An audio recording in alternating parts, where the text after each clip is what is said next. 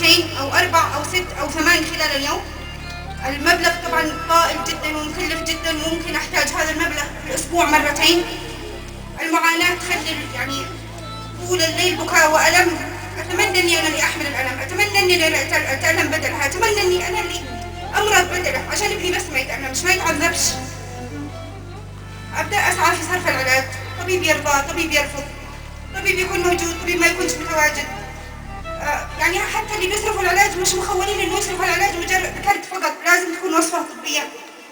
الوصفة هذه لازم تكون بتاريخ محدد ولازم تكون بقياس محدد. الطفل يحتاج في اليوم مثلا كل 8 ساعات للإبرة إلى أن تختفي الأعراض، أو كل 12 ساعة إلى أن تختفي الأعراض. الطبيب لا يرضى إلا بصرف جرعتين. يعني بيتعرض في مرة من المرات لضربة في يده اليسرى أدت إلى حدوث إعاقة في المفصل وهي إلى الآن موجودة.